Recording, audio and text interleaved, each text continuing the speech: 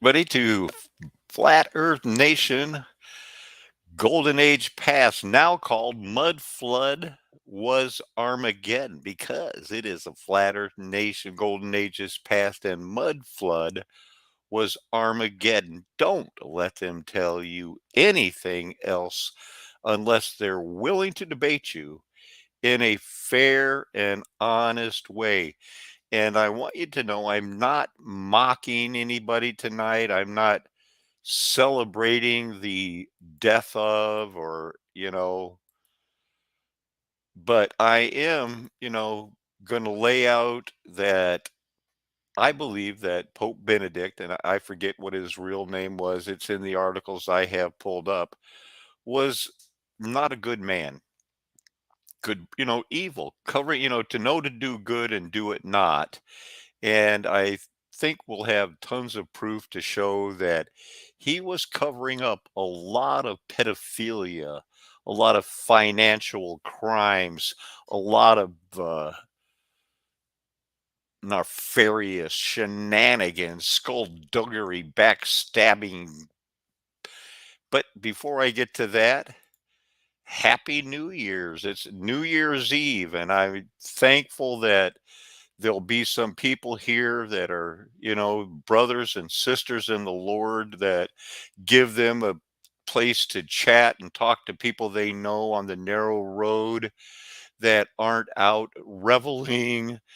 And let me be the one of the first to wish you, a happy new year. It doesn't matter that, I don't prophesy, but I've deduced that the year 2023 is going to be a bad year for a lot of people financially, emotionally, spiritually, and physically, probably. But it doesn't mean that you can't have that joy, joy, joy, joy down in your heart. Down in your heart. Where? Down in your heart. You got to have that joy, joy, joy. And I'm so thankful that as my mother was drive us around as we were following my dad around. He was a union electrician, always trying to chase those overtime jobs. We didn't have a lot of radio stations in the country back then, and she'd just sing the same songs over and over again about Jesus. Um, uh, it was good enough for Jesus. It was, or it the about the Bible and Jesus. It was good enough for Peter. It was good enough for Peter. It was good enough for Peter, and it's good enough for me. And then one of us kids would name somebody else in the Bible, and we'd say it was good enough for Paul, and just all kinds of little ditties out there. So want to just go down there's welcome to Luther the Truther. You know him as Will Soaring.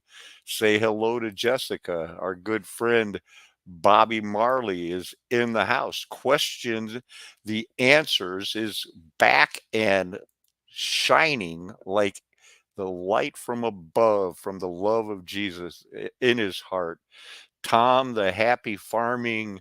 In case you don't know it, Tom has a his own YouTube show where he explains some mud flood finds and some farming and stuff like that. But let's get right into it. And I have a new format that I'm going to be using. I'm going to put a phone number in here. I've got another phone now that I'm going to dedicate to this show. If anybody wants to call in, if they don't want to go live, in the model of the old, I'm gonna have to look up my phone number. Hold on here, because I want to put out a new phone number. You know how Art Bell used to take phone calls, and if anybody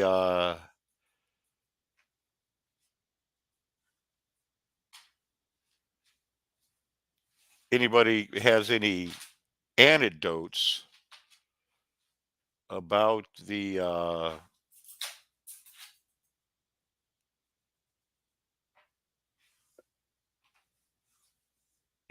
Catholic Church they're into it. They know something about it. Let me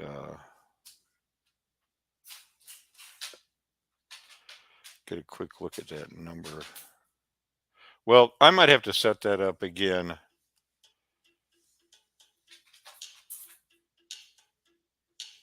Hold on, hold on.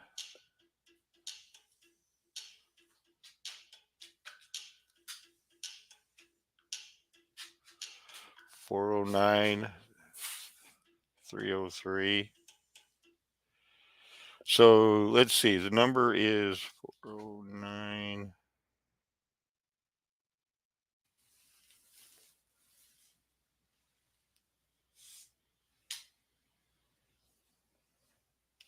This phone has a, it's got a mind of its own. It, it's relatively new. So that's the phone number. If anybody wants to call into the show and talk to me, that's the phone number for the show. We'll be talking, if you have anecdotes or stories about the Jesuits or the popes or anything like that. But is there any proof that he covered up for pedophilia and things like that? Well, you're going to have to be the decider on that. We'll look at what the AP said about. There's the familiar face. Remember, we have two popes. Let me get my monitor back up there. I had to double check my phone number.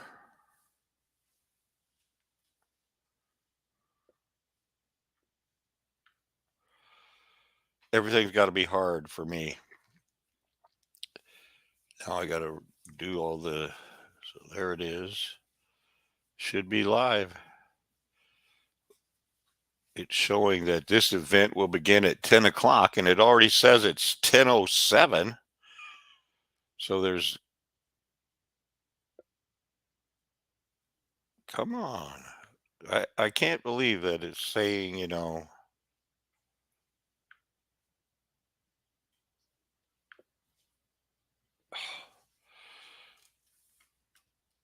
Anyway, there it is. No, it's not. Yep, the picture of the Pope is in the house, so we're good on that. So here's the Pope. There's two popes. The Benedict the 16. He's not number one or number two. He's the 16 Benedict to resign. First Pope to resign in 600 years at age 95. Died this morning. They call him a shy German theologian. They, you know, weaken the cause of Christianity by relating him to it when he says he tried to reawaken Christianity. When in my book, you can't consider Roman Catholics part of Christianity.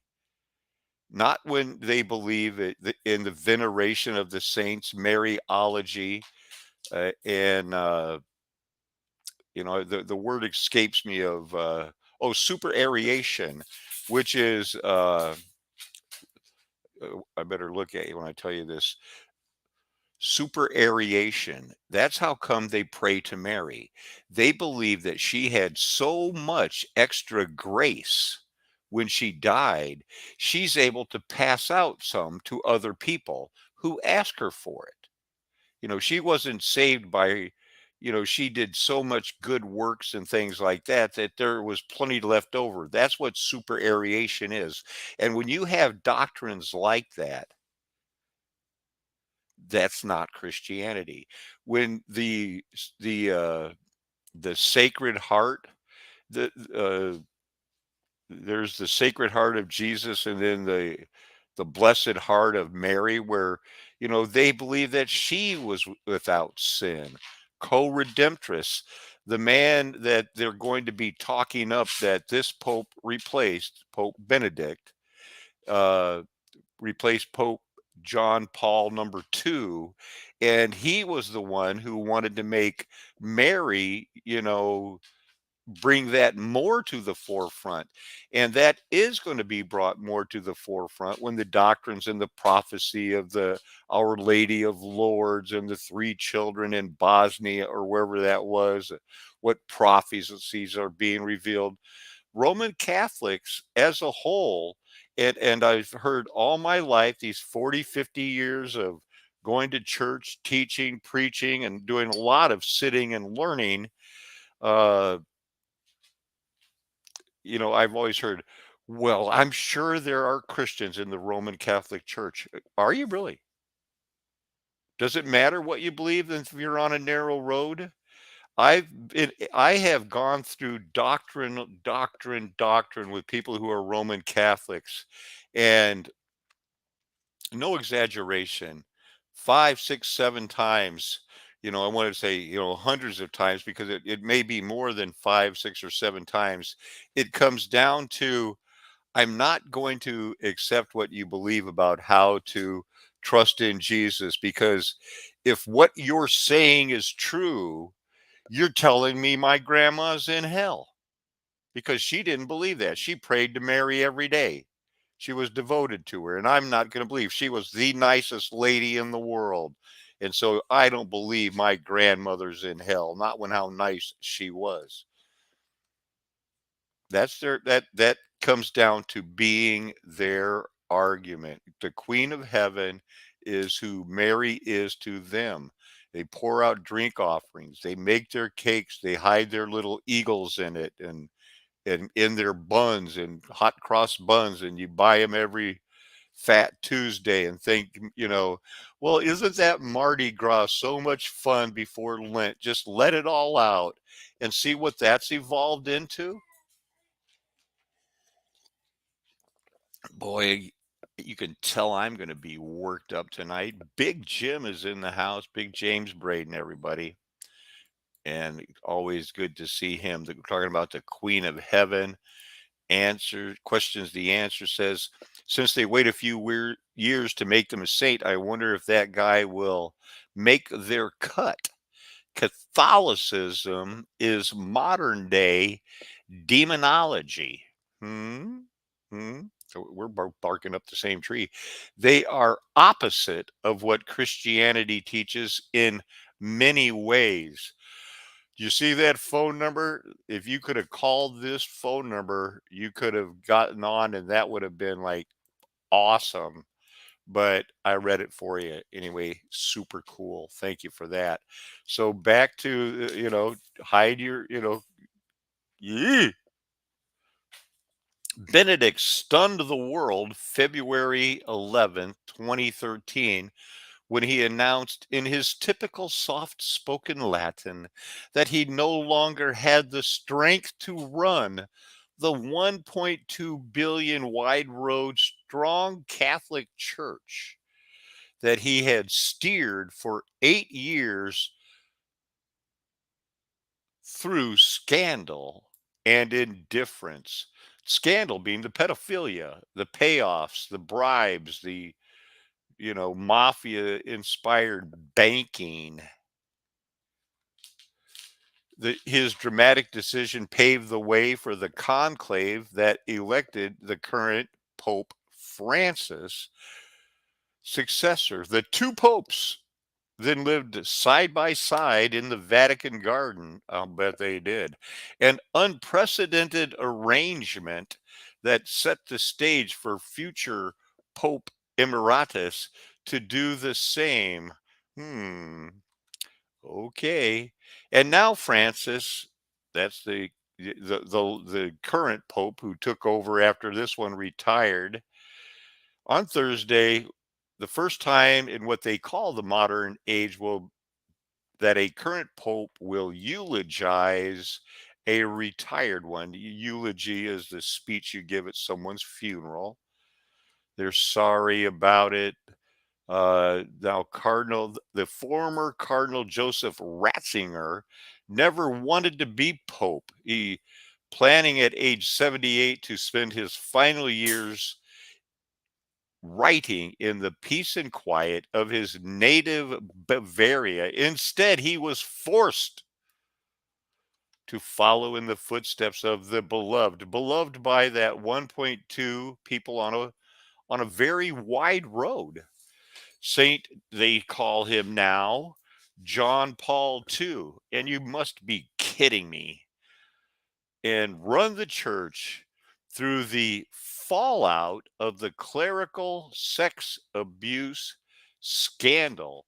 Then, then a second scandal that erupted when his own butler stole his personal papers and gave them to a journalist. Wow, let's see what if we just highlight, right click, search for Catholic Church sexual abuse cases. What are we going to come up with here? Picture of the Roman Catholic Church, one of the many. Here's a Theodore Edgar McCarrick, ordained by Pope Francis, found guilty of sexual crimes against adults and minors and abuse of power. He was dismissed. Who's this guy? Pope Francis, when he was young, saying, hey, he pardoned some of these guys. The church in Chile suffered one of the worst worldwide Catholic sexual abuse cases, including the, well, let's look it up, including the Caradima case concerned the sexual abuse of minors in Chile. No, not coal miners, underage children, which became public in 2010 after years of this man covering it up. It raised questions about the responsibility and complicity of several Chilean bishops, including some of the country's highest ranking Catholic prelates. By 2018, it became known to the public in 2010, but it didn't get worldwide attention because of the cover up. They hid it for 8 years because they didn't want these people to go to bed for sexually abusing adolescent boys as early as 1984. But it's never gone out of style for them. And instead of, when they found guilty of psychologically abusing minors and psychological abuse, it forced him into retire, relocated him away from contact. It doesn't say he went to prison for life, and denied him the right to function as a priest the rest of his life. Where's the jail term? Where's the jail term? Didn't happen. Let's look at the assessments of it. Antonio Dalfu, a Jesuit priest in Santiago, said in 2011, remember they didn't get worldwide attention until 2011, that the Vatican decision on Caradima's guilt, open quote, is going to mark a before and after in the way the Chilean Catholic Church proceeds in cases like these, or at least it should. From now on, every case of sexual abuse must be treated with meticulous care and not be based on the gut feeling of a given church official. Well, who would have ever thought that a gut feeling would be enough, you know, it's sure not the Me Too movement. So it is kind of so here's Pope Francis laicized. Laicized in the canon law is the removal of a bishop, priest, or deacon from the status of being in the clergy. It is believed that he lived in a care home in Santiago. After raping children since 1984, being exposed in 2010, and then not getting worldwide attention because of the cover up till 2018. So much. And this is just one of the stories as we look up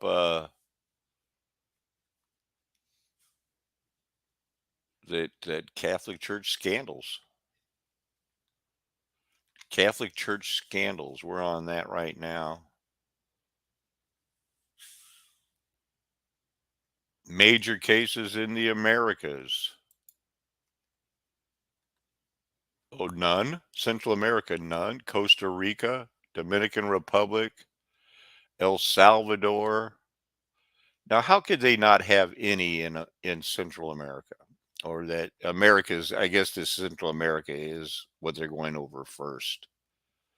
Honduras, Canada, North America, all reported it. But, stick around. We're going to be getting into, let's see, did I close out the wrong one? Because I wanted to, if you look at the Black Pope, if you ever want to type that in, you'll see that the Black Pope redirects from the Superior General of the Society of Jesus. When you search that, you get all kinds of interesting things. Black Pope. Is there a plan to have Pope Francis resign? That's the name of the current Pope. The Black Pope, the most powerful man in the world? Does the Black Pope wield the true power?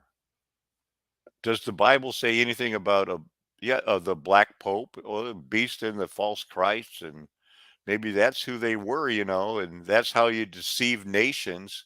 Remember, the Vatican is a part of the United Nations. They're considered their own little square mile country. Who is the current Black Pope?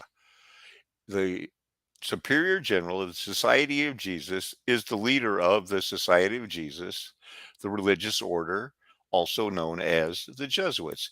He is generally addressed as Father General. The position sometimes carries the nickname of the Black Pope because of his responsibilities for the largest male religious order, in contrast with the white garb of the plain Pope. There's the Pope right there. That's one of the popes, anyway. The 31st and current Superior General is Arturo Sosa from 2016. Ignatius of Loyola was the first. The Black Pope is an unofficial designation given to the Superior General of the Order of the Jesuits. This may have originated from a past concern among Protestants concerning the relative power of the Jesuits within the Roman Catholic Church. The Protestants don't care about the Jesuits' power within their own church. They care about people considering them Christians. They are boy diddlers, girl diddlers, nun rapers, genocidal maniacs that serve Satan.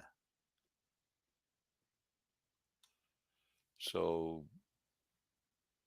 this Borgia, whenever you see a Borgia, they're bad. Trust me on that. So I guess we can go back and I'm going to check in and see if any of the comments, the new comments of I would sure love to call in. I'll have to catch it next time. That's great. I'm going to try to offer the phone more often now because I just thought of that. Why not do that as a tip of the hat to the original, late night conspiracy guy, Art Bell? Lord willing, and Lord knows we're trying to do a better job exposing the conspiracies from a biblical point of view. I mean, I do want to be able to openly and freely talk about anything, because I used to mock a lot of things. I used to mock uh, UFOs, and I don't think that there's aliens and Anunnaki and stuff like that. But I've seen some weird stuff in my time. Most recently in Wisconsin, ask Randy. I called him up and said, I'll never be able to deny it. Other people heard it in town. I recorded the sound. I saw two jets, military jets, like doing these maneuvers like Top Gun and shooting at something, and their missiles were exploding right over Marcus in Wisconsin. I was taken to see the led by the Spirit to go to Mount Shasta when the Neowise comet was there in 2019. And I saw a falling star, a shooting star. I saw a star fall down, and I saw those orbs. There's weird stuff going on out there. Crop circles, from what I understand, they're just using HARP and DARPA, HARP and DARPA to laser imprint those into the into the crops. It's sure not two people walking around with paddles. So we do have to have a lot of that things. If he called in, he said almost all of the first dozen of popes were martyred, according to the Catholic Church, and the anti popes are interesting.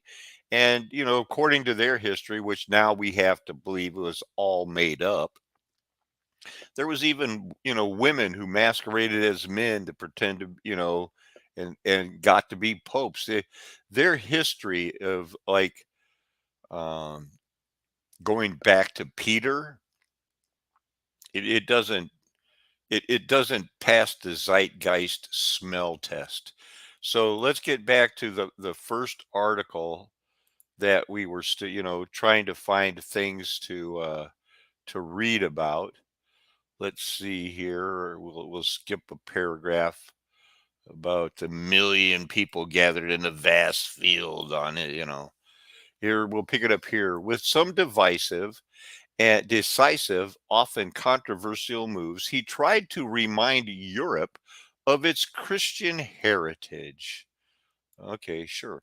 And he set the Catholic Church on a conservative, tradition minded path that often alienated progressives. Oh my goodness. You sure wouldn't want that. He relaxed the restrictions on celebrating Old Latin Mass and launched a crackdown on American lesbian nuns, insisting that the church stay true to its doctrine and traditions in the face of a changing world. I wonder how he felt about the LGBT plus community, going into school dressed like as transvestites talking to kindergartners. I wonder what his opinion is on that. It was a path that in many ways reversed by his successor. I guess Francis, the Jesuit Pope, reversed a lot of his conservative ideas, whose mercy over morals priorities alienated the traditionalist who had been so indulged by Benedict. They were so happy that they were cracking down and going to be true Roman Catholics again. The Pope's Benedict style couldn't have been more different than that of, they call him St. John Paul number two, or Francis. No globe-trotting media darling or populist. They considered him a teacher, theologian, academic to the core, quiet and pensive, with a fierce mind. He spoke in paragraphs, not sound bites. He had a weakness for orange Fanta, the Nazis' favorite drink. Fanta was made by Coke because Coke wasn't allowed in Dutchland. Did you know that? So now it's still made by Coke, but they couldn't call it Coke. It's just like, that every of those Panzer tanks, those were Ford engines. Ford engines made the money for it. It was an alternative to Coke. And now you know. He loved it because he was in World War II. And it's, as it says here later in this article, that I know I was going to wing it and do everything else, but I pre-read this, and just out of curiosity, he claims to be like George Soros, you've heard that name before. They forced me into the Nazi party. So that's where he got to be a lover of Fanta.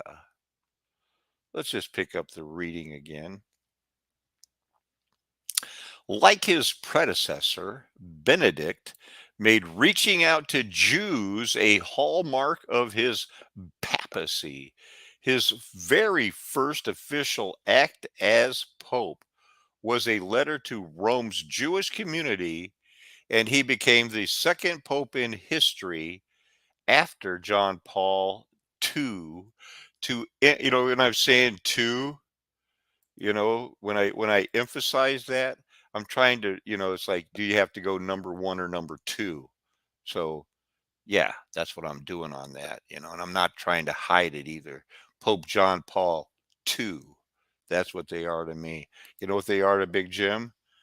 Jesuits are nothing more than a bunch of evil clowns. They're Nephilim that dress like clowns and are looking for that Bob, B-O-B. That's what Conspiracy RS is a great series on the Nephilim were dressed like clowns. You've probably seen it. In his 2011 book, Jesus of Nazareth, Benedict made a sweeping exoneration of the Jewish people for the death of Christ. No, I wonder who that was in the crowd saying, give us Barabbas, crucify him, crucify him. What wrong has he done? Crucify him. Explaining, falsely, but they call it biblically, and theologically, I call it trash, why there, according to him, was no basis in scripture for the argument that the Jewish people as a whole were responsible for Jesus's death. No, there were 120 in the upper room. Here I've been highlighting all of that, and acting and stuff. And the good thing I have that, don't they have jesters at the Vatican? I know that I saw that they had a stripper at the Vatican one time, but I know that, you know what, that's a good point. I know that jesters and things like that were all a part of their royal machinations and stuff like that. So Benedict made sweeping exoneration of those Jews who probably have jesters at the Vatican, falsely claiming to be biblically and theologically, while there's no basis for the argument that the Jewish people as a whole is their escape clause, because you can always say, well, they surely wouldn't want to include Peter because they consider him the first pope, even though Paul, you know, told him off. And in the book of Acts, James was the head of the church. He was the one who was the elder in charge of the first council in Acts chapter 15. But his first act was to write a letter. That's why it says in this AP article, his first official act was a letter exonerating the Jews. There he is visiting Auschwitz, an old barn look, but Auschwitz was really a star fort. It's very clear that Benedict was a true friend to the Jewish people. I guess he wasn't trying to provoke them to jealousy, which is what we're supposed to be doing. And remember, if you guys know anything about, the black popes and the scandal of the Catholic Church, let me know, because we're going to be looking into that. Now, where is that black pope? The Society of Jesus. Okay, we got the black pope pulled up in reserve. So when we run out of, got a few articles here, but if you want to cover Opus Dei or any of the other hidden things later on, put that in the chat. I know I want to look into the Knights of Malta. I think they're in charge of the Pope too. I really think that their visible Pope is, way down on the list. He's just the front man. Let's talk about what else we got here. So, yet Benedict also offended some Jews who were incensed at his constant defense and promotion towards sainthood of Pope Pius XII. That's 6 times 2. Pope Pius XII, this guy with the funky hat, it was the one who helped the Nazis and gave out over, like, they couldn't have done it without him. The rat lines I'm talking about, the rat lines, the way out of Germany up to the Vatican, and the Red Cross forged papers to get the Nazis out of Germany when they knew they were going to surrender. And that's when they moved to Chile, Argentina, Brazil, the countries around that area. So he died in 1958. That's the year I was born. That's the year there were still 48 states. That's right. Only 64 years ago, there was only 48 states. Everything's brand new. Let's see what they talk about in World War II. So this Pope here that he constantly defend, Pius's primary obligation as being to ensure the continuation of the church visible and its divine mission. He lobbied world leaders to prevent the outbreak, and this is their spin on it. You know, here's a picture of him with the Canadian Army. The financing really took off because World War II, remember, the winners of the war were the people in the Illuminati, the Freemasons that run the world now, financed by the Rothschilds, the Jewish people who, help pay for the current fake state of Israel where fake Jews live today. You know, so here's the liberated people. Now, they don't look that skinny and worn out to me, like the emancipated people. Look at this guy. He can barely button his jacket. I don't know. I might get some heat for that one, but they're liberated. I don't know what that picture is all about. They're liberated from Dachau. This was at its most severe place. I don't want to get into any of that revisionism because I'll only get banned. There he is dressed like Santa Claus in his grave, because, they are the big promoters of Santa Claus and everything else. So he had a fierce defender in the retired pedophile cover upper. He's a cover upper, and he never sufficiently denounced the Holocaust.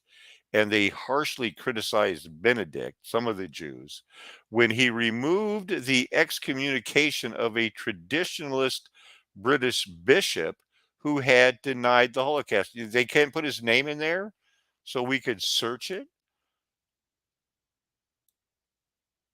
Let's just search that, see who it is.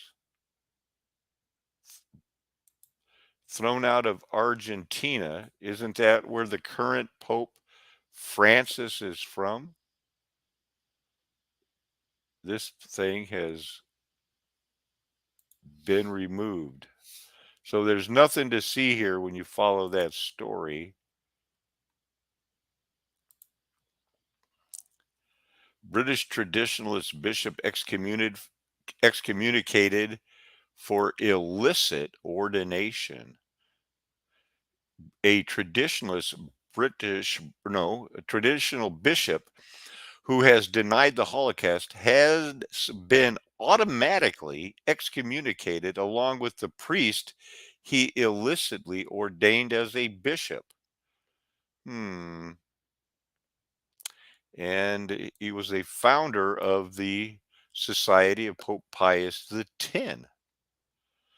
Pope Benedict, the one who just died today, lifted the excommunications in 2019. How about that? That made a lot of those Jewish people who don't want the Holocaust, and the fact is that there was, the Holocaust, the in the gypsies, the Jews, the Ukrainians, the Holodomor, 40 million of them got starved to death by Stalin.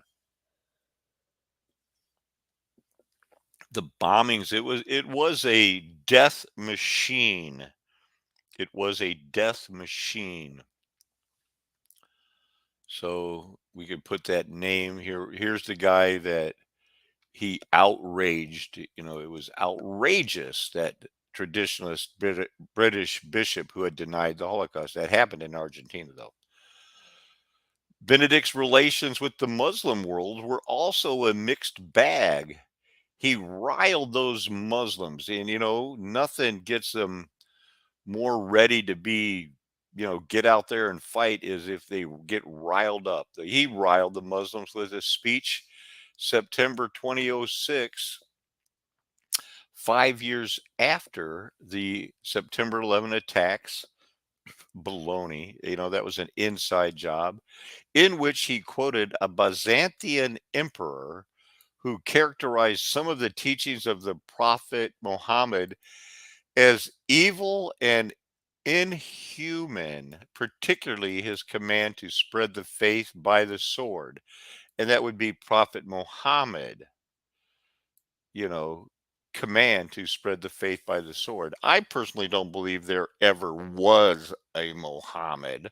I think the entire Islamic religion was made up out of whole cloth so that, that the modern Jews can have a foil today, because I think that the modern Jews and what they call Israel and Jerusalem today are just as fake as the entire Muslim religion, because that all happened in the Middle Ages. And I don't believe the Middle Ages were the Dark Ages. I think they added 1,000 years. I think Satan was loose after, in 711, or as some people call it, 1711. But this is a show that might be characterized by some as time to bash Catholics, unapologetically.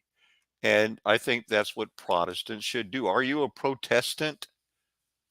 Do you protesting the Catholic Church and their obvious, misunderstandings of Christianity? I am.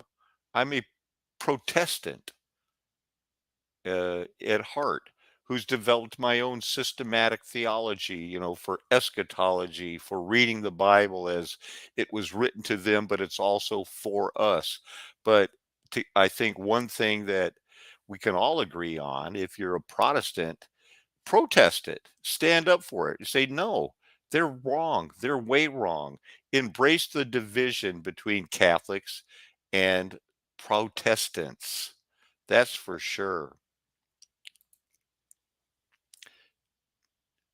Disconcordance and tears, not wheat and tears.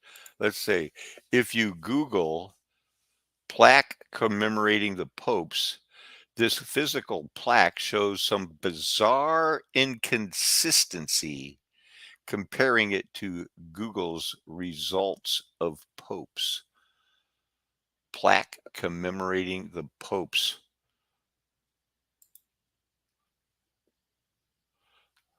Okay,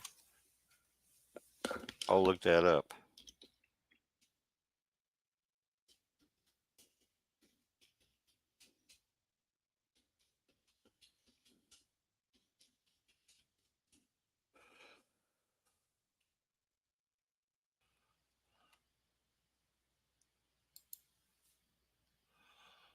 I'm going to share that with you too. So see how this is you don't need to use my number Uh, it's listed in the chat there. You can type in your question and we'll get them up there and we'll look that up. So, plaque commemorating the Pope. You get some weird pictures. Let's go look at them here. Well, let's see what the list of popes. We don't want the popes. We want the plaque.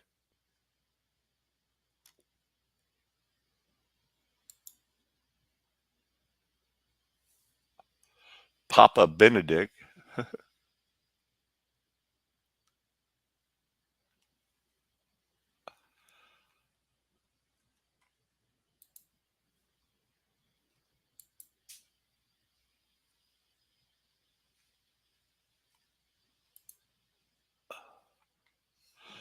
So they have, I guess, all of the popes.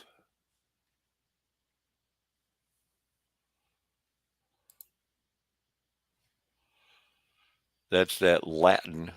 You know what? Let's just look at some of it. We'll get some bigger pictures. We'll go back and use the regular image stocks.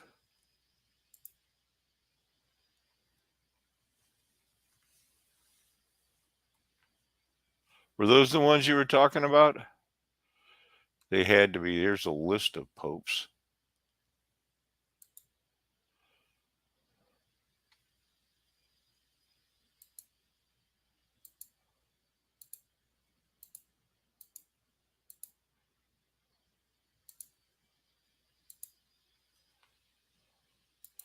I think those iStock ones were there, probably the ones you were talking about.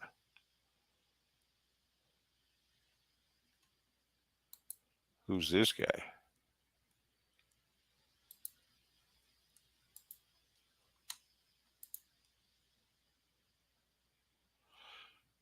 Hugging the little cherubs. So, outraging some Jews, some Muslims, passating them all. A subsequent comment back to riling up the Muslims after the massacre of Christians in Egypt led the Al Azhar Center in Cairo, the seat of Sunni Muslim learning, to suspend ties with the Vatican that were only restored when Pope Benedict Arnold the 16th, see how I slipped in that traitorous thing there, but let's use this as a, because a lot of times people, good way to trip people up is, what's the difference between Shia and Sunni Muslims? Sunni Muslims is the largest branch of Islam, followed by up to 90% of the world's Muslims. Not They're Sunni, not Shia. And they're the more radical. The they're the ones that do that whole Sharia law, uh, you know, cut off their hands and things like that.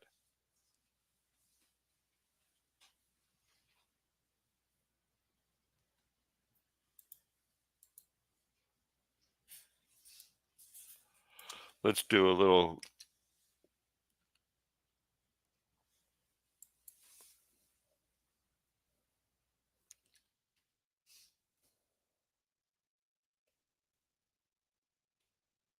I think that's how you spell Shia Islam. Now, the 10% of these people who, of fake Islam, these were more obviously more along the line of the Druze, easier to trace possibly back to, non-Trinitarian Christians, but Shiaism is the second largest branch of Islam. It holds that the Islamic prophet Muhammad designated Ali bin Abi Talib and his successor and the imam after him, most notably at the event of the Harar Kurum spiritual, was prevented from succeeding Muhammad as the leader of the Muslims as a result of a choice made by some of Muhammad's other companions. This view contrasts with that of the Sunni,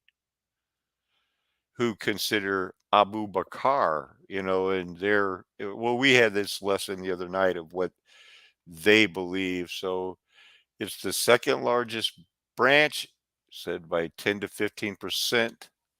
And most of the Sunnis, they'll kill a Shia just as much as they'll kill, you know, an unbeliever.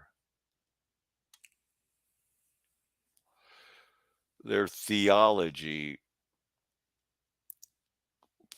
don't go into it too much, but it talks about the 10th century CE, which we don't think existed, or they added it, or when was it, has been referred to by the scholar of Islamic studies as the Shiite Ismaili century in the history of that. Here's a picture of, maybe you can glean something from some of these symbols.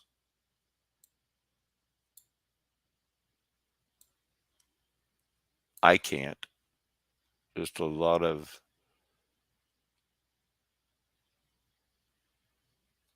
this pattern seems pretty common. This is a pattern on my dog's collar. I kid you not.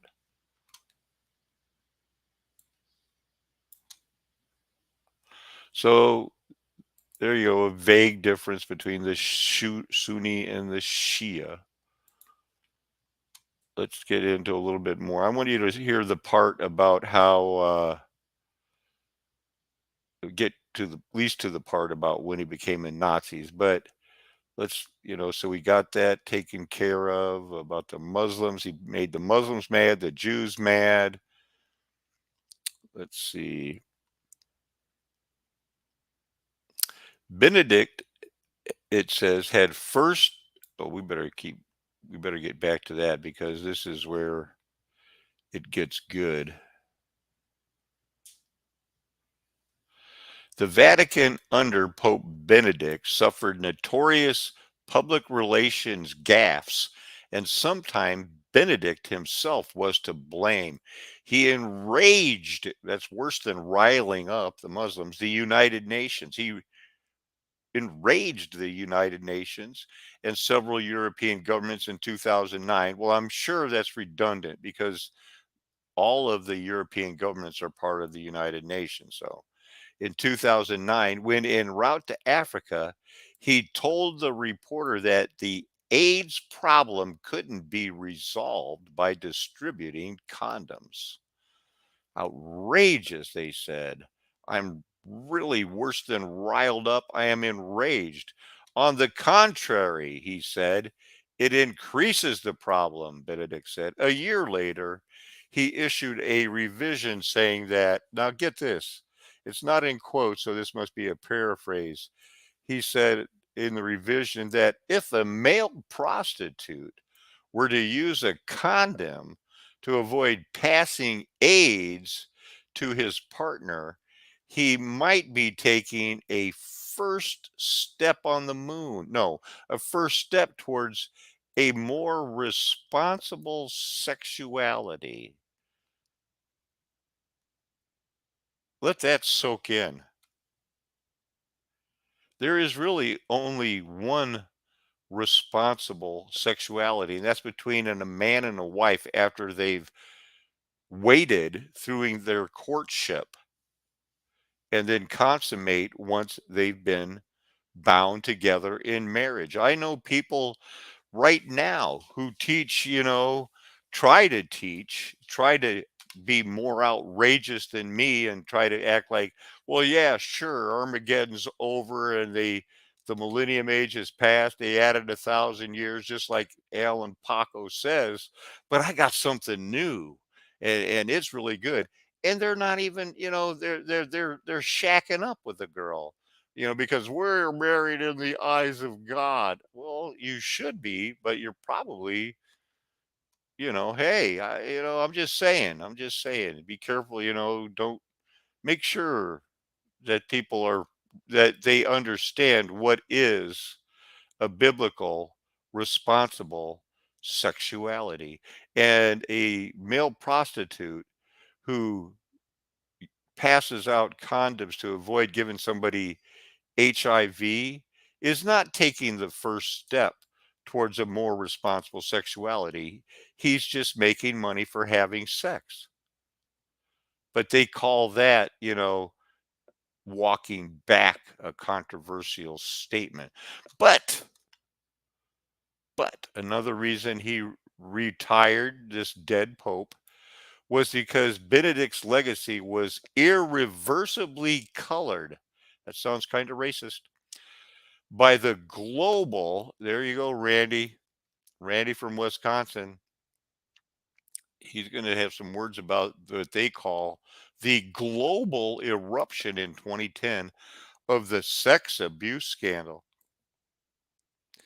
Even though, as a cardinal, he was responsible for turning the Vatican around on the issue. No, he was supposed to, but he didn't.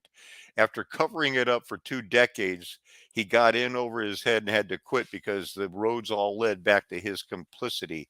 Documents revealed that the Vatican knew very well of the problem. This has to be admitted by the AP and all of the mainstream because you don't pass out billions of dollars to cover up the fact that you're raping little boys unless you know there is a problem.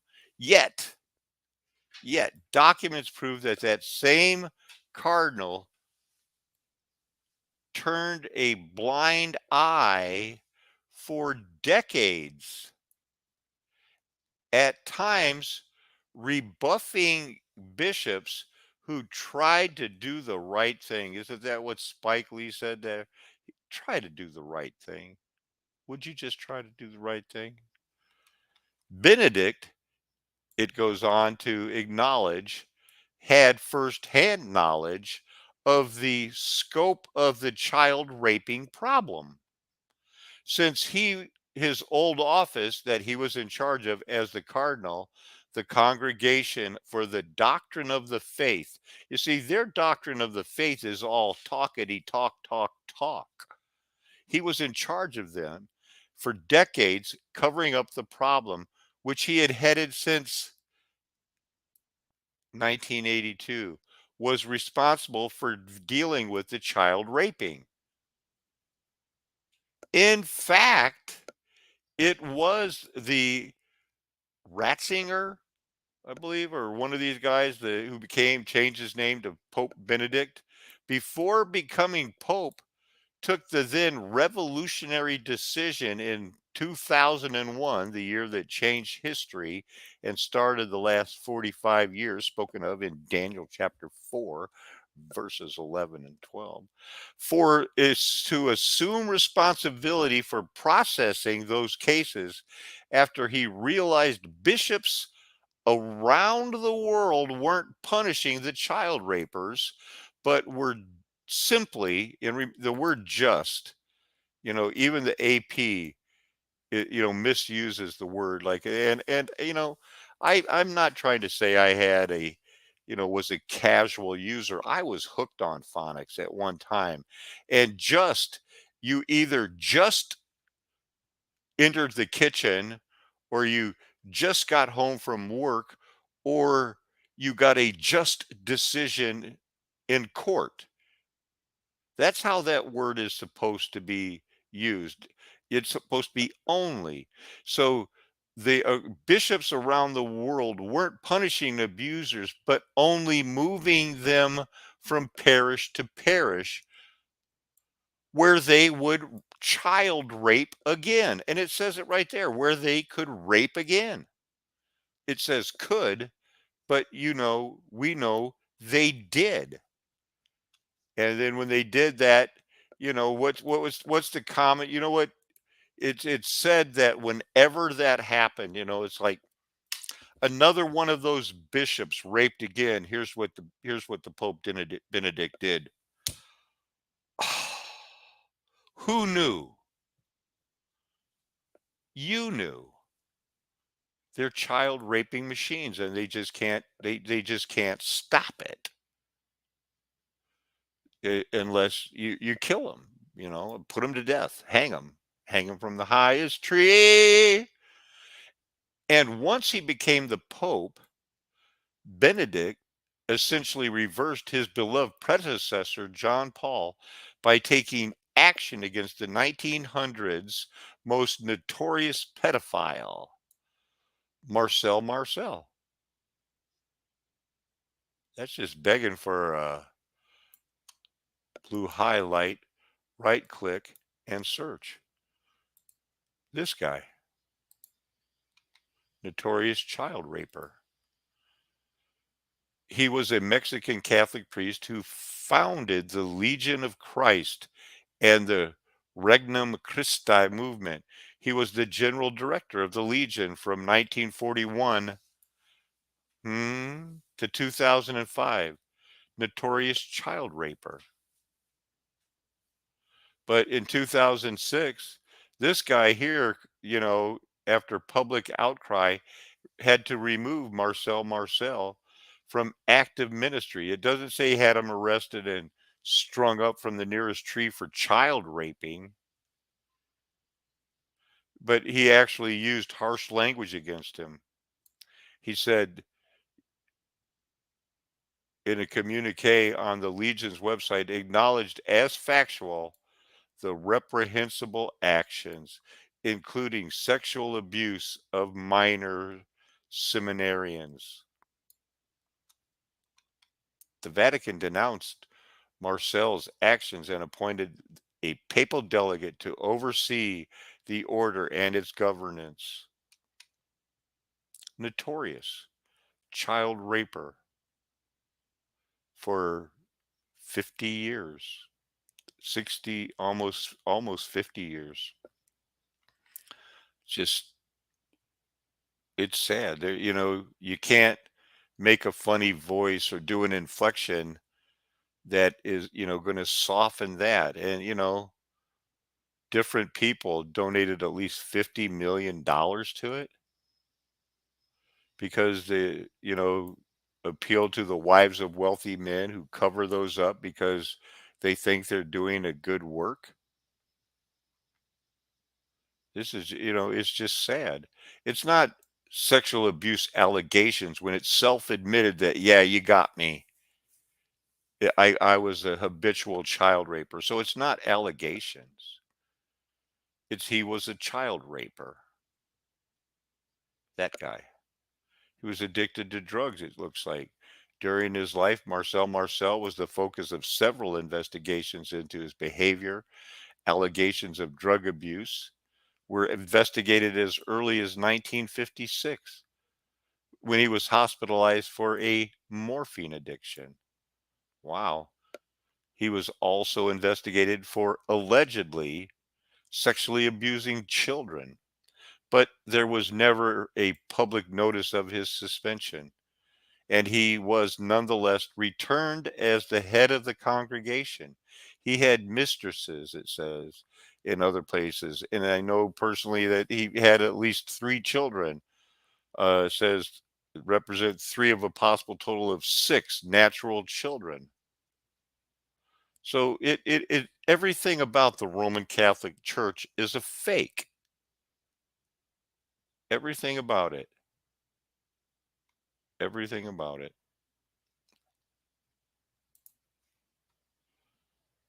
In retirement, Benedict was faulted by an independent reporter for his handling of four priests while he was Bishop of Munich. He denied any personal wrongdoing, but apologized for any grievous faults. As soon as the sex abuse of raping children scandal calmed down, another one erupted. In October 2012, Benedict's former butler was convicted of aggravated theft after Vatican police, because they are their own nation, a mile square, founded a huge stash of papal documents in his apartment. The former butler, Paolo Gabriele, told Vatican investigators he gave the documents to Italian journalist Gianluigi Nuzzi because he thought the Pope wasn't being informed of the evil corruption in the Vatican and that exposing it publicly would put the false church back on the right track of, being less obvious, supporters of child raping. So,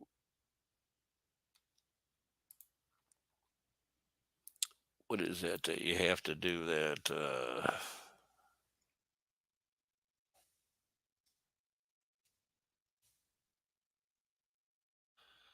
So Nazis used in here twice. And I wanted to get to this. Born April 16th, Benedict wrote in his memoirs of being enlisted in the Nazi youth movement. Of course, you have to at that time say it was against his will. Unlike George Soros, who said, as a Jew who enlisted in the Nazi youth movement and betrayed fellow Jews, that it was the most exciting time of his life. His said it happened against his will when he was 14 years old and fell in love with Orange Fanta. Membership was compulsory. And that's why in April 1945, when did they take, wasn't it May 45 when the Soviets and the United States got there? So a month over, he finally deserted. He's finally said, look, you know, I was 14, I joined, and, I finally got out in 1945. So he was 18, so he was in for 5, 6 years. Where's the other use of Nazi in this?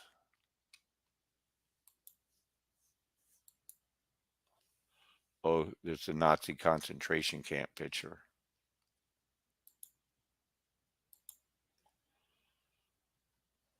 Let's see how it wraps up. The dead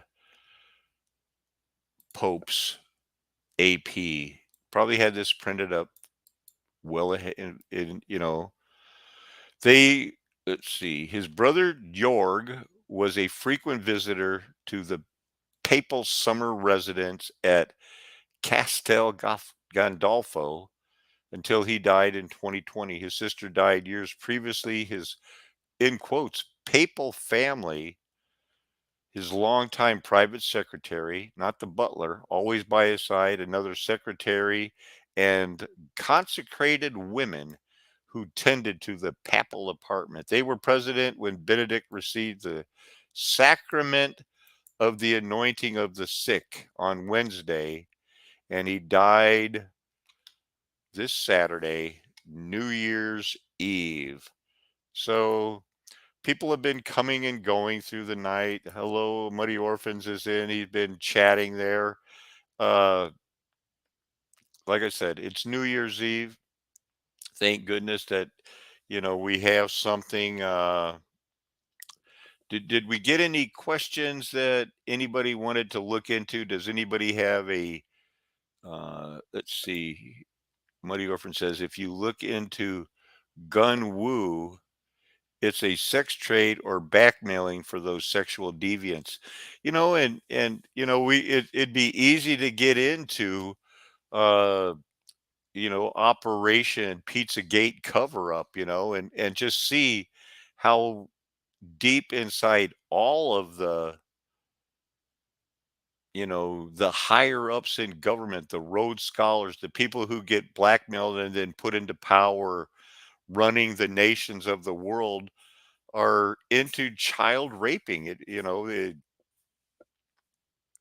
and unfortunately probably killing and eating and taking adrenochrome and trying to stay young and serve Satan, listening to Maria Abranowitz and doing that spirit cooking like that came out. All of that stuff from 2016, 2017, I still believe that stuff. I think that they did those things and they're still in power. The John Kerrys, the Donald Trumps, the people whose names were on the title in, the Lolita Express, the famous actors.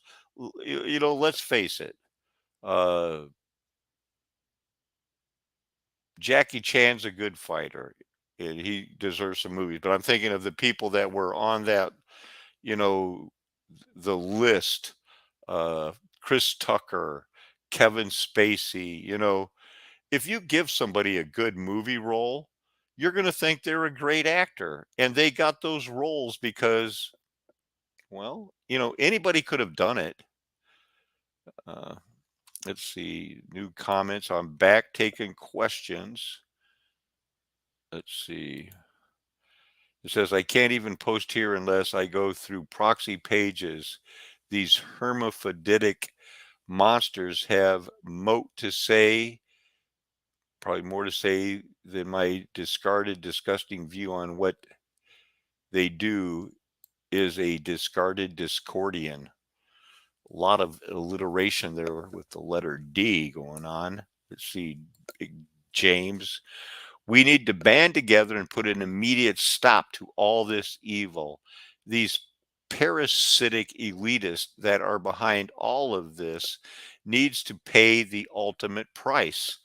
And you know that I have beat my sword into a plowshare. My father, raised me as a gun-toting militiaman all my life. I was in the 82nd Airborne. I've jumped out of balloons, helicopters, a jet, C-130s rolling down the strip, done private parachuting, learned to fire, took training with the special forces to fire any weapon, to come familiar with any weapon in the field, whether it was an Uzi or a Belgian FN. We were supposed to know how to shoot them all, but I've renounced all of that because it's not going to do us any good.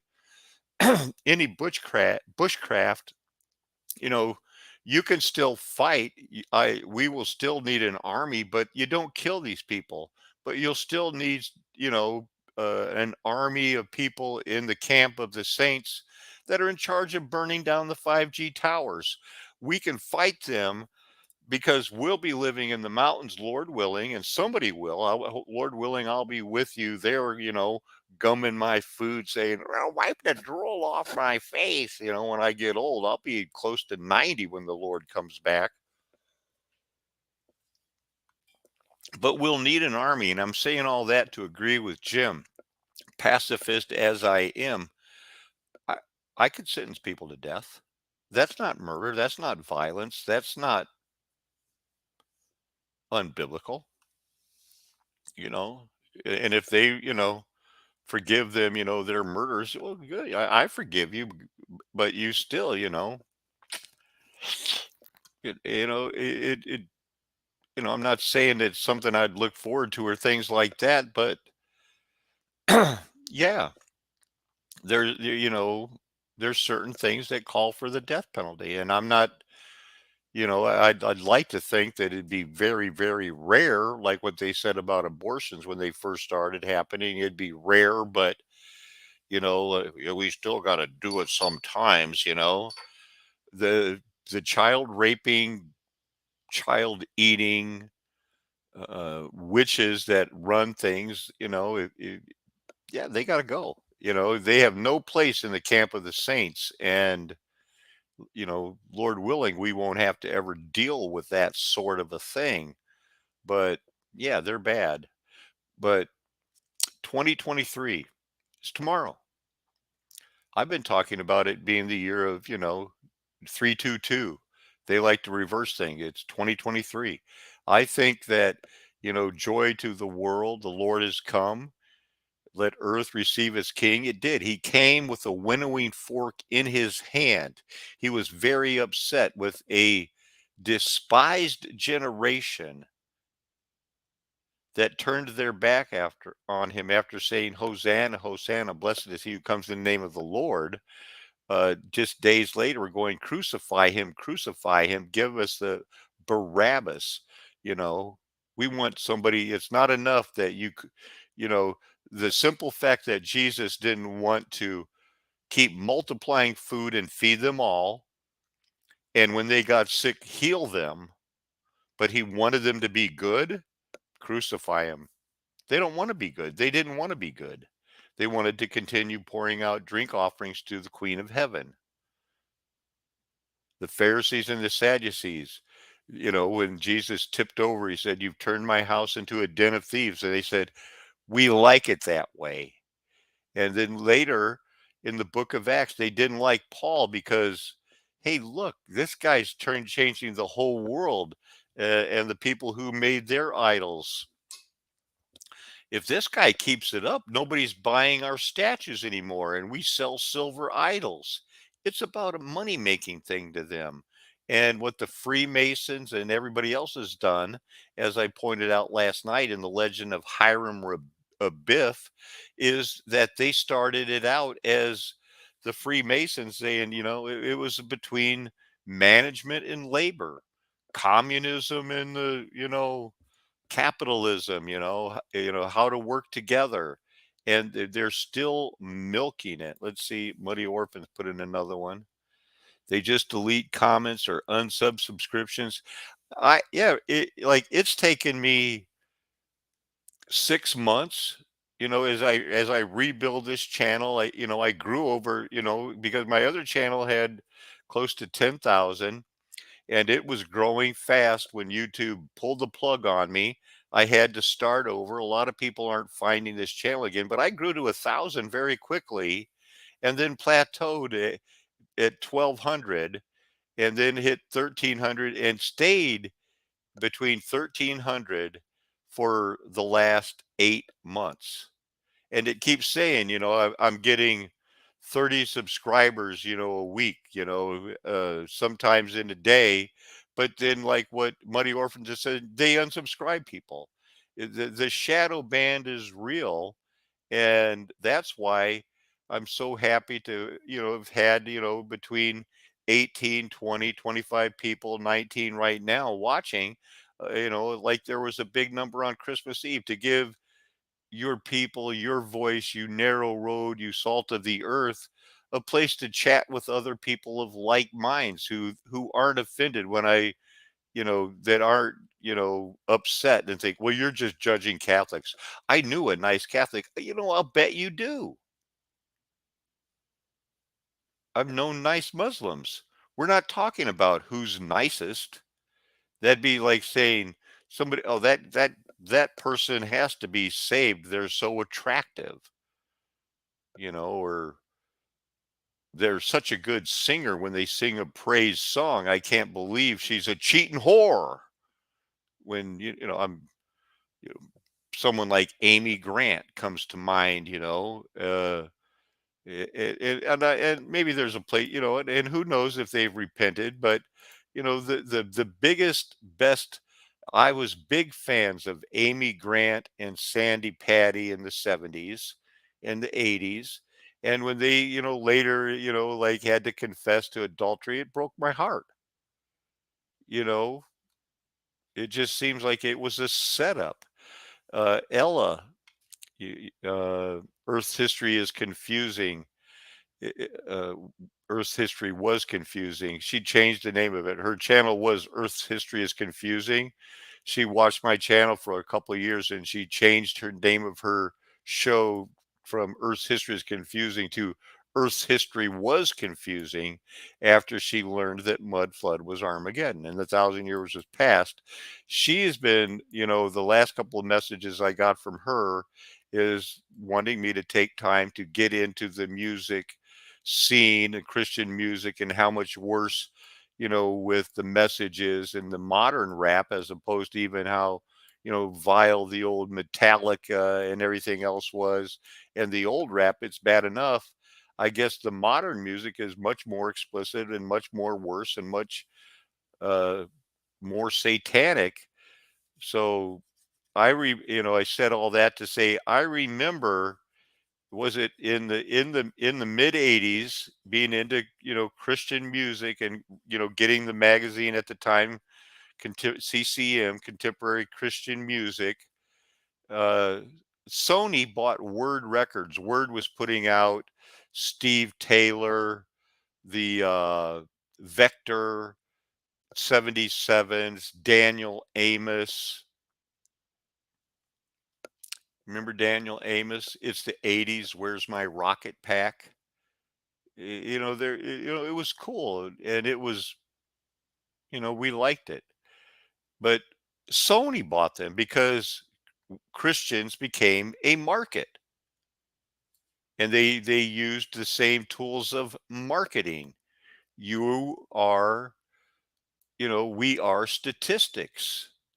They treat us like statistics. We're a demographic to them and a way to make money, much like they, get new Christian stars, which is why in the 90s I noticed, with people like, Twyla Paris and some of the other things, just like the Shania Twain and country. There's never really an ugly Christian music star. It's always somebody that, man, I would like to go see that girl in concert. There's really no, maybe there is, but I don't remember any really ugly male Christian music stars or any ugly male crazy, rock stars there. It's always sexualized in some way, young and pretty. They call us cattle is a comment that brought my attention to bringing this up, one by Chocolate for Hogs. They call us cattle, so they harvest us and give us things via corporatism.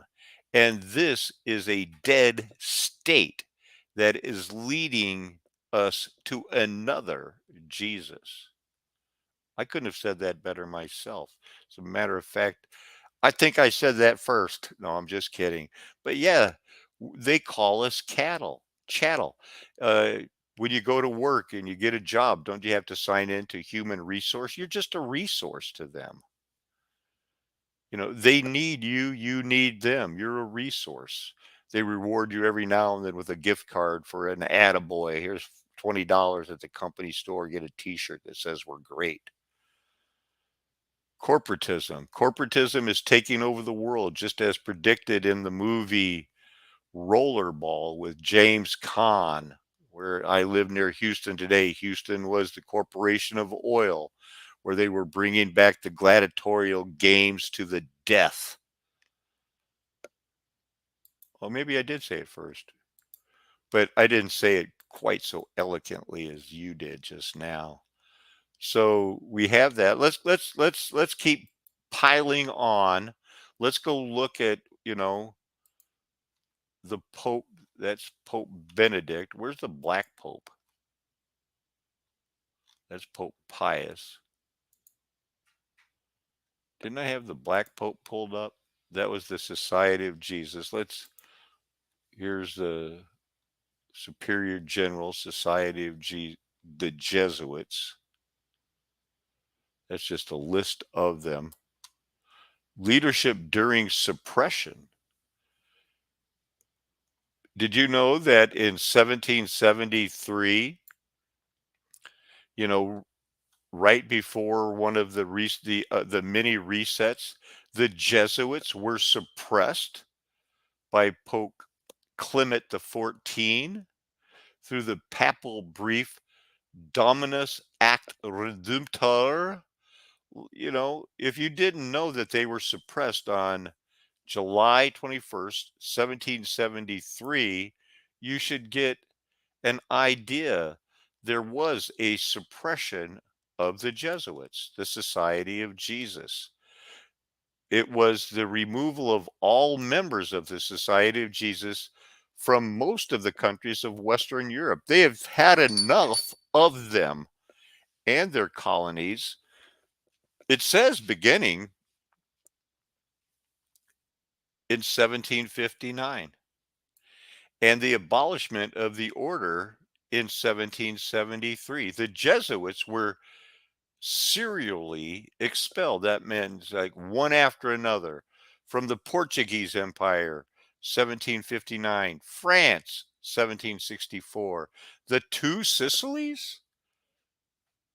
Sicilies, Malta, Parma, The Spanish Empire all ganged up in 1767 and said, "Out, get out." Austria and Hungary waited to 1782 and told them, "Get out. Take your Jesuit bologna sandwich somewhere else." The timeline was influenced by political maneuverings both in Rome and within each of the aforementioned countries involved. The papacy reluctantly acceded to the anti Jesuit demands of various Catholic kingdoms, a part of gathering those kingdoms into nations while providing minimal theological justification for the suppressions. Historians identify multiple factors causing the suppression of the Society of Jesus, the Jesuits, who were not above getting involved in politics, as that they were learning how to deceive the nations. They were not above getting involved in politics. They were distrusted for their closeness to the Pope and his power in the religious and political affairs of independent nations. We've all heard that before. In France, it was a combination of many influences from Jansenism was an early modern theological movement within the Roman Catholic faith Christians, primarily active in France, that emphasized original sin, human depravity, and the necessity of divine grace and predestination. So it sounds like they were early Protestants, and from free thought, from an epistemological viewpoint, which holds that the beliefs should not be formed on the basis of authority.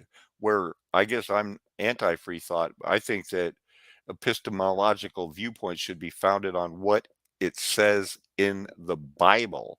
But I am against tradition because the Roman Catholics, they say that the Bible plus their tradition is what saves.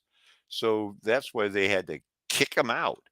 And then prevailing impatience with ancient regime, the old regimen. The old regimen will come right back. I'm going to put that out of order so we don't skip the suppression. I know that a lot of you are just, like, wow, I'm glad they suppressed the Jews. They did it because they had to. The nations weren't nations yet. They hadn't done away with all of the kingdoms and the royalties and left the Habsburgs in charge. The Habsburgs left in charge.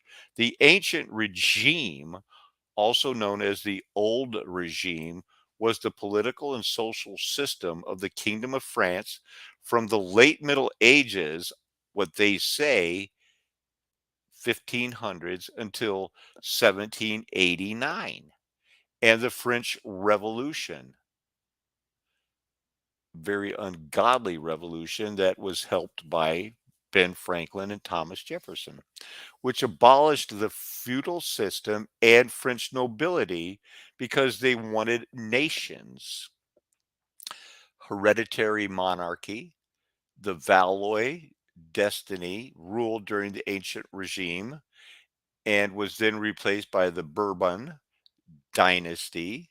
The term occasionally used to refer to the similar feudal systems at the time elsewhere in Europe, such as that as the supposedly neutral Switzerland. I said supposedly neutral because they're in on it. They're in on it. Want to look at some pictures? Sometimes pictures help break the monotony. Here's King Louis the 14 of France trying to spike a pose.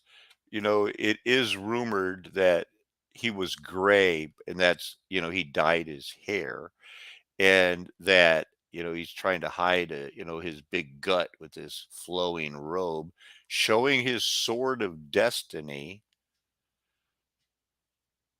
wearing shoes like a girl, kind of looking kind of like very Kevin Spacey-esque too. Kevin Spacey famously said, "I've chosen to live my life as a gay man." Yeah, after you got busted, doesn't count, not repenting. So here's a storming of the Bastille that took place, marking the end of the ancient regime. They didn't storm the Bastille and, you know, took the weapons. They passed them out. And guess what? It was a star fort, baby. Hey, we're looking at pictures. Quit clicking off of them. Look at this history of France. Here's a very small map, but full of towns you can see. Ancient regime. What is this? A pre-revolutionary cartoon showing the third estate carrying on her back the second estate, the nobility, and the first estate, the clergy, chosen in this picture to be represented by the Virgin Mary looking nun. So here's the, the poor widow. And this almost has like a Phrygian cap symbolism on a stick. The freed slave, the exposed breast. And it looks like she might be wearing some sort of a Phrygian cap. Huh. Third estate, second estate, first estate.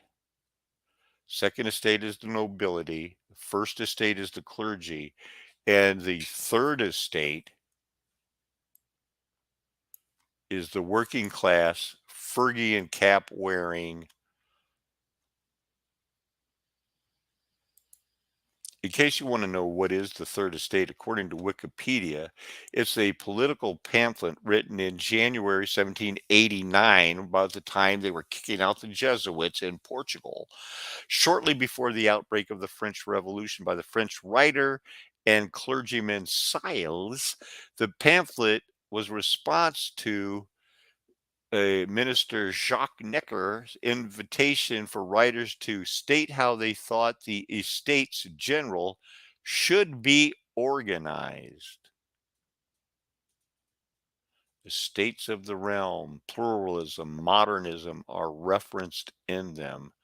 Political history of the ancient regime, pamphlets of the French Revolution. Let's go with pamphlets of the French Revolution. There's only one.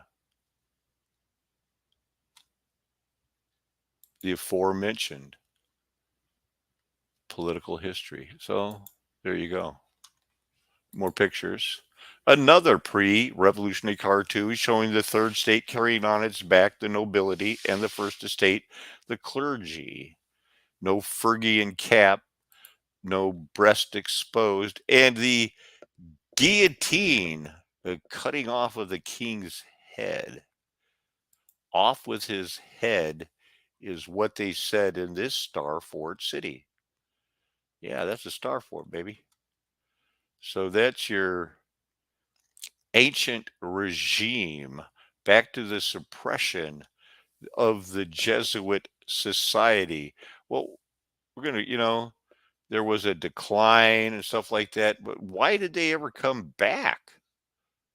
What brought them back? The restoration of the Jews as the Napoleonic Wars were approaching their end in 1814, and he's probably fake. Probably wasn't even really a Napoleon. The old political order of Europe was to a considerable extent restored at the Congress of Vienna sausages.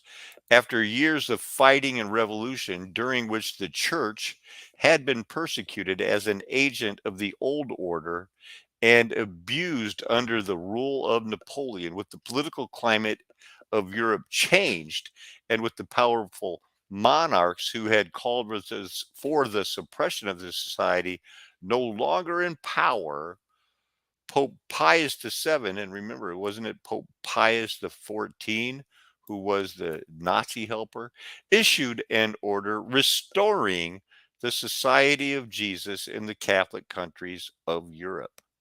For its part, the Jesuits made the decision at the first general congregation because it's kind of like if you ban the Illuminati, they don't really do it. It's like when they said the Society of of Jesus can be back again, they go, okay, here we are, our school's open. You know, they were up and ready to go. They weren't really banned. It was kind of like fake, all fake. The modern view, at least according to Wikipedia, is that the suppression of the Jesuits and the order was the result of a series of political and economic conflicts rather than a theological controversy. And when you get into what theological controversies should have been, that should have been a big part of it too. But it's all part of the the fake histories. So who is the Black Pope? And is the Black Pope the most powerful man in the world? I haven't pre-read this, but this person is, this article's since 2022. The Black Pope, it says, back to Israel for their final annihilation when the Jesuits bring in the armies of the earth and when the Antichrist, the risen Pope, sounds very dispensational to me, brings in the armies of the earth in his mad attempt to destroy all the Jews so that they cannot inherit the promises given to Abraham, Isaac, and Jacob. Well, yeah, very much a dispensational point of view.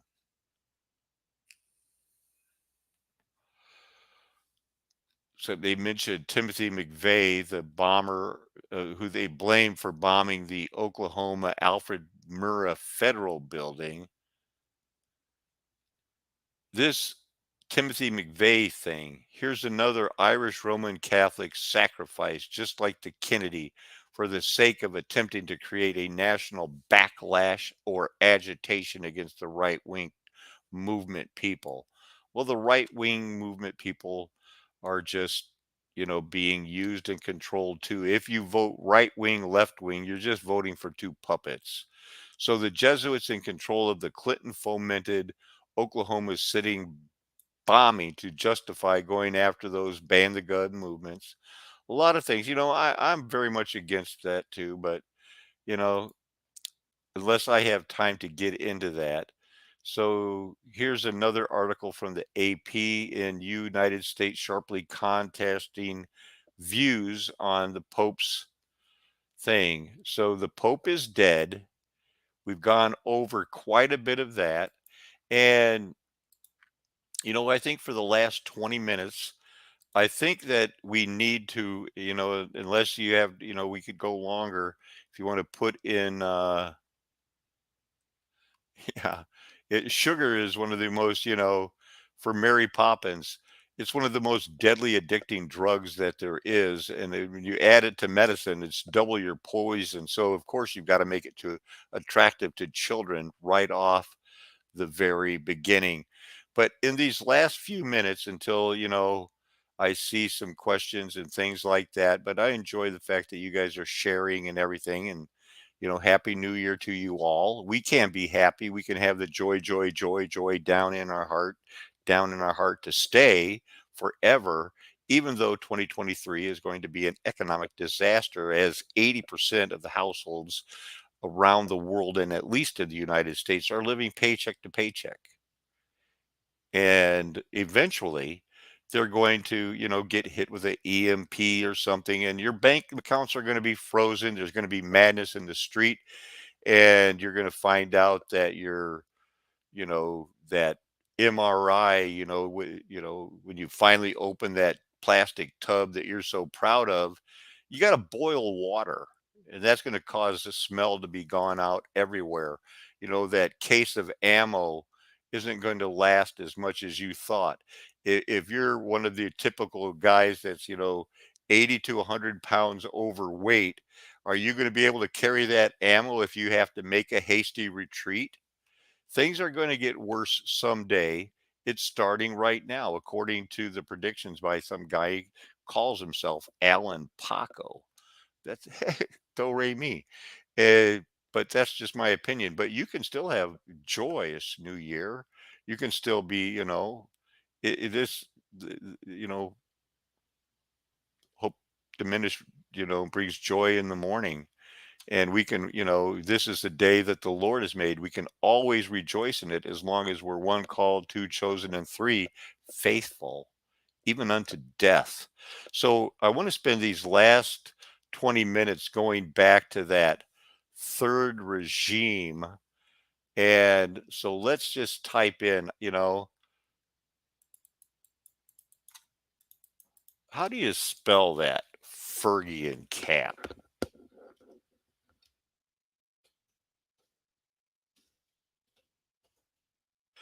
Because I said, that earlier picture, that girl looked like that on a stick holding a Fergie and Cap. And nope, I didn't spell it right. Ooh, I almost spelled it right. It's a no E, it's just a PHR. PHR, skip the Fergie and Cap. The Fergie and Cap, as opposed to the trichome. And once again, I was sharing being witty and not showing you the screen while I was doing it. The Fergie and Cap, here's some pictures of it. You see this in there. It's the Fergie and Cap. That's a prisoner wearing the Fergie and Cap. Here's a coin, talking about fraternity. That's very Freemasonry. That's a Fergie cap. Here's another version of a Parthian wearing a Fergie cap. Freed slaves wear Fergie caps. Orpheus wears a Fergie cap. Dacian sculpted somebody wearing a Phrygian cap. So did Thracian, goddess of the moon and the hunt, wearing a Phrygian cap. You've got to get down with this Phrygian cap. When you whatever cap you choose to wear in your government pictures, like your trichome and all of that, it's basically the equivalent of throwing gang signs. We throw the gang sign of the Phrygian cap. Phrygian caps worn by Paris and Troy. You got to know these things. You got to be able to go at any given second, be able to shift gears and go into it's like, okay, that leads me to Phrygian caps. Here's a picture drawn of the Orientals, the three wise men wearing Phrygian caps to identify them as Orientals in what they call the 5th century. Their Phrygian cap.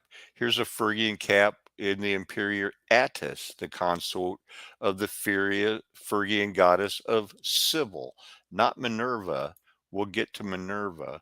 Dutch maiden, a Dutch maiden. And here's a Liberty cap on a pole, which, all she needs to do is expose her breast and she'd be fitting right in with the French revolutionaries. And doesn't that little drummer boy uh, pum pum with the Phrygian cap and the cockade that is the this dot that's called that cockade here.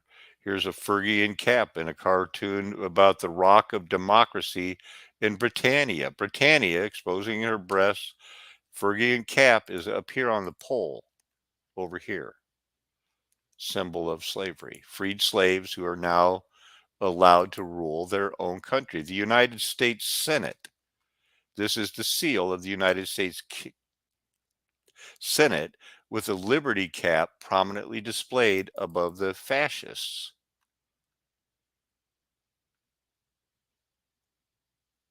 All right. The Jesuits founded and run this crap. Latin America, 1783. Reset much? Phrygian cap on a pole.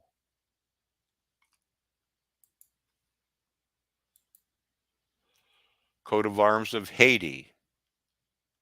Cannons that look like fascists. Phrygian cap on a pole made out of a palm tree. Phrygian cap of Argentina.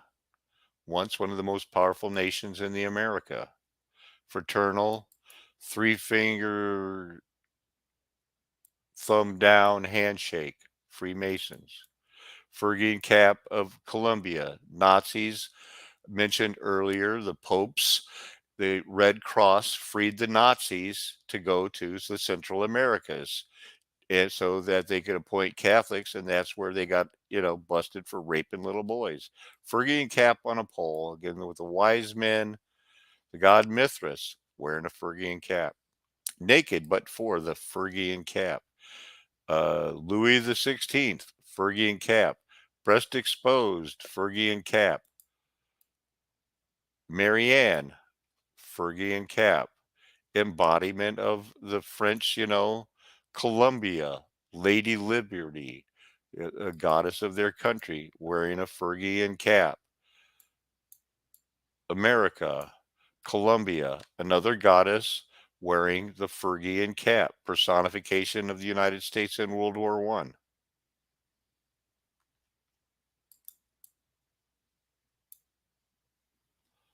Second flag of this other country that doesn't exist anymore, but symbols that you all know and love. Spanish Republic wearing the Phrygian cap. United States seal of Iowa with a Phrygian cap. Seal of Hawaii. Now you're going to be looking at the Phrygian cap. You got to know these things. You got to understand these things. You have to be willing to do it. Who is the goddess Columbia? It's a personification. It's the female national personification of the United States. Named a district of Columbia, Columbia, South Carolina, Columbia University, Columbia River, Columbia Pictures.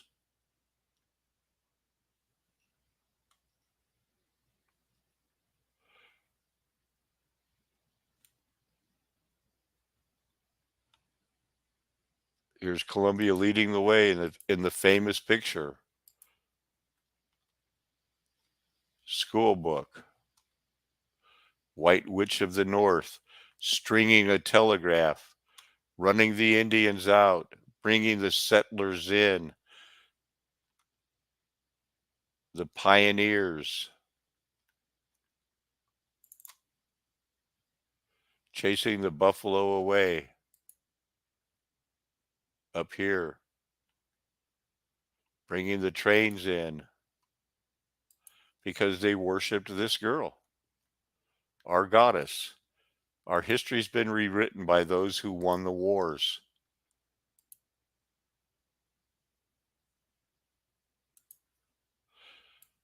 Women and children are going to rule over people. Phrygian cap, spanking, Maine law, Phrygian cap. So, did we get any questions on that short excursion into what is a Phrygian cap?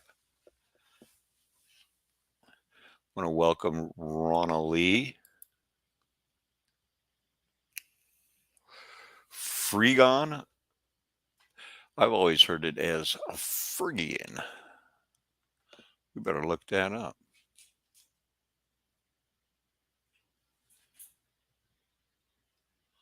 Un momento. Phrygian.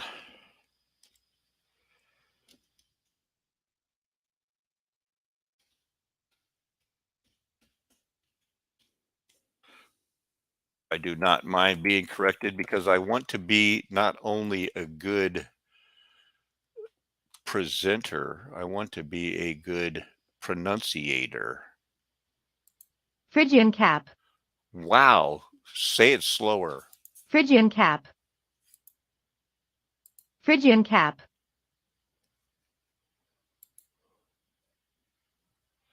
Phrygian cap. Phrygian. Did you catch that? Anybody, somebody else, write down what you think it down phonetically, like Phrygian. Phrygian. That could be it if you go Phrygian. Phrygian. I think they say it too fast. Phrygian cap. Phrygian. Phrygian. Phrygian cap in the anatomy. I used to get into this because it's part of the gallbladder. And that's a very part once we get into, back into the stones, and I'll be able to show you these in the rocks. You can't see that because I'm not sharing it right. Thank you for that. I don't want to mispronounce your name. Is that Ronali? I bet it is. I like that name. Ronali. Soft G. G. G. You know, my real last name is Hughes, not Paco. I call myself Alan Paco in honor of Dr. Francisco Torrance Guasp, whose nickname was Paco, and there are some other famous Pacos. And the Lord, told me that that would be a good name to use. But it's Hughes, and Hughes. It's pronounced exactly the way it isn't spelled. It's not as bad as Brett Favre, Favre. That'd be Favre, but it's pronounced Favre. So the soft G. What's the heartbeat? G and G, Phrygian, Phrygian, G like in fridge, Phrygian, Phrygian. I've been calling it a Phrygian cap for so long. What's up with the tricorn cap? Anybody know about that? Huh? It's like I said, it's throwing gang signs, man. But the tricone was another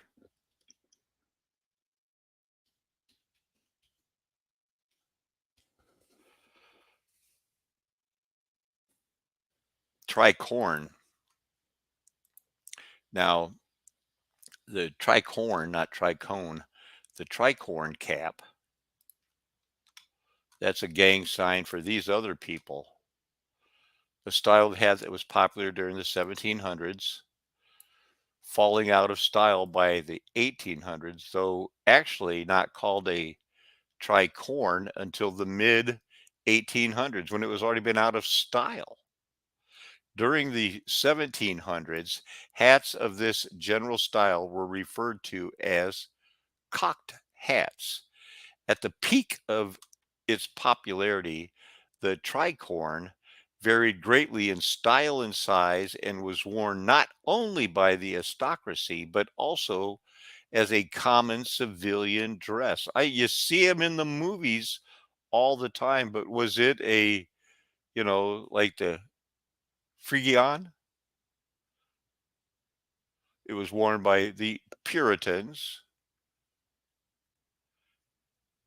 and much like the top hat, you know it from Monopoly. They wore it. The Musketeers of the Guard. So did the Dutch court. You're throwing your gang signs around. The Chelsea pensioners.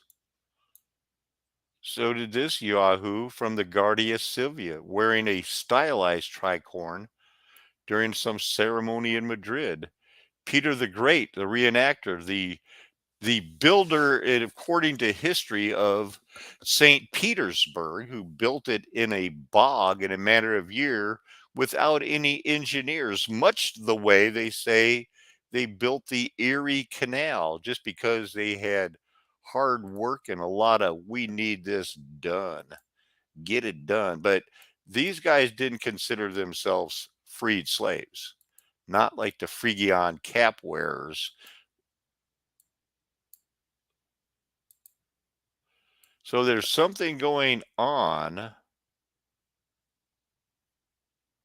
The 1781 surrender of Lord Cornwallis at Yorktown, where supposedly George Washington won, but he's back here, you know, and the British didn't really leave until New York until 1787. There's a lot going on. Charles III, that's not a oh, he's carrying his tricorn. Women's Royal Navy used a form of a tricorn. So we've got that going on. It is closing in on midnight now. I'm going to wish you all a blessed new year. We know that eventually all of us are going to meet the same fate that this dead Pope is. My prayer for you in closing is that, we are the salt of the earth. We want to stay on the narrow road. And to do that, we can't play games with the Bible. We can't, we have to, we have systematic theology, we have doctrine, we can't add to it. We can't cover up, shuffle around child raping people and consider ourselves still Christians. There's a higher law now. There's a royal law, a golden rule, as it's called in the Bible. And I think it's best epitomized in the Epistle of James, uh, much more than do unto others as you would have them do unto you, where James says, once the word is written on our heart, because remember, we're supposed to be greater than John the Baptist because we have the word written on our hearts now, and we have the fullness of knowing. You know, John have to keep asking, "Are you the Christ? Are you the one?" And he was there when he heard the voice from heaven. We have the special gift right now. We know that Jesus Christ is the Son of God. And the royal law in James is for those to know to do good and do it not, it's counted as sin. I believe that's in James chapter 3, but I'm not exactly sure which of the chapters it's in. But James was the head of the church back then, the first, head of the presbytery in Jerusalem, not Peter. He didn't consider himself a pope, didn't consider himself a victor of Christ. Certainly, Paul and the others wouldn't have hung around with a child raper. So, if you would, I'd like you to join me in prayer going into this new year, the scary year of 332 that's reversed to 2023. Yikes. Dear Heavenly Father, thank you so much for this chance to share on New Year's Eve and the chance to share on what they call Christmas Eve with this Salt of the Earth group. I thank you, Lord, for their dedication and love of your Bible, for their friendship to each other, for their willingness to be a bold witness to their family and friends. Thank you, God, and I pray that you will bless them in your precious and sweet name, the name of our Lord Jesus. Amen. It's a flat earth nation. The golden age is past. Mud flood was Armageddon. I'm never going to tell you anything else. Why would I? As I've told you before, I've been called to have your best interest at heart. Amen. Hallelujah. Aho.